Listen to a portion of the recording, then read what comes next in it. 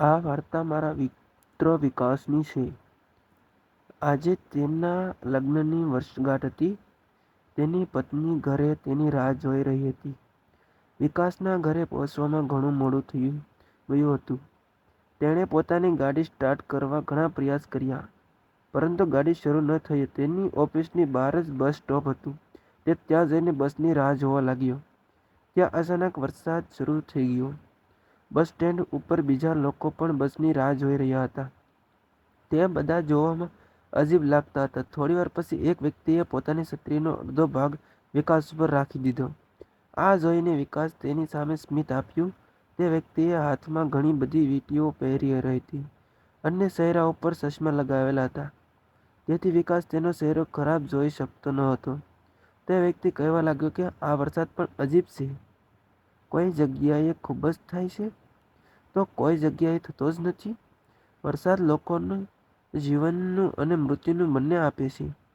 તેની વાતનો વિકાસ પાસે કોઈ જવાબ ન હતો. થોડીવાર પછી એના ફોનમાં રિંગ આવી. તે ફોનને ખિસ્સામાંથી કાઢવા ગયો તો ફોન જમીન ઉપર પડી ગયો. જ્યારે તે ફોન ઉપાડવા માટે નીચે નમ્યો તો તેણે એવું જોયું કે તે પૂરેપૂરો ડરી ગયો. તેણે જોયું કે જે બાજુમાં છત્રી લઈને ઊભો હતો તે માણસના પગ જ ન હતા. તેણે બૂટ તો પહેર્યા હતા પણ પગ ન હતા. તે માંડ હિંમત ભેગી કરીને ઊભો થયો અને કાંઈ ન થયું એવું દેખાડવા લાગ્યો.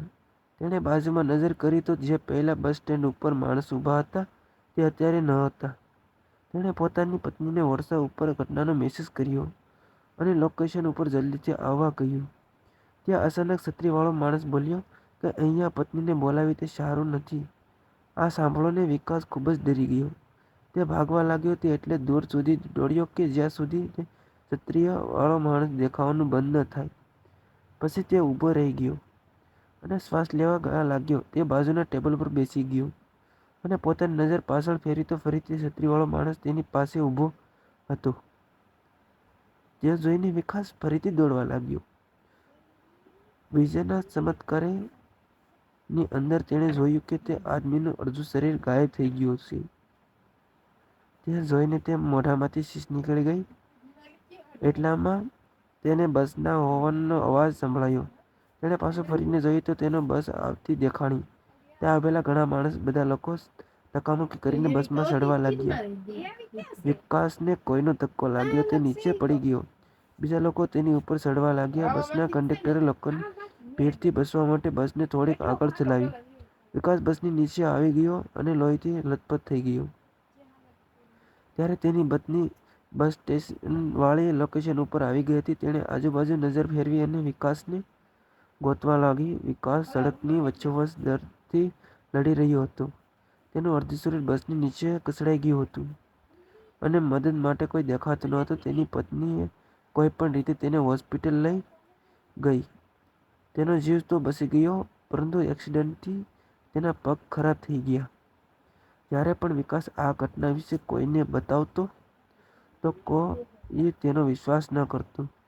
તેની પત્નીએ એક આર્ટિકલમાં વાંચ્યું હતું કે દર વર્ષે અહીંયા કોઈ વ્યક્તિ આવી જ રીતે આવી ઘટનાનો શિકાર થાય છે.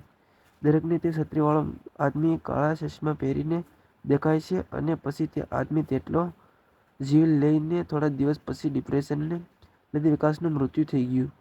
હવે વરસાદના દિવસોમાં તેની પત્ની તે બસ સ્ટેશન ઉપર જાય છે અને તે છત્રીવાળા આદમીની રાહ જુએ છે. મિત્રો, વિડીયો આગળનો ભાગ સાંભળવા માટે ચેનલને સબસ્ક્રાઇબ કરી ફરી મળીશું આવતીકાલે એક નવા વિડીયોમાં. ત્યાં સુધી આવજો. Tata bye bye. આ વિડીયોમાં આવેલી વાર્તા કાલ્પનિક છે અને પાત્રો પણ કાલ્પનિક છે. સબસ્ક્રાઇબ કરી લેજો ચેનલને આવા વિડીયો જોવા માટે. Tata bye bye. મળીશું એક ઓર નવા વિડીયોમાં.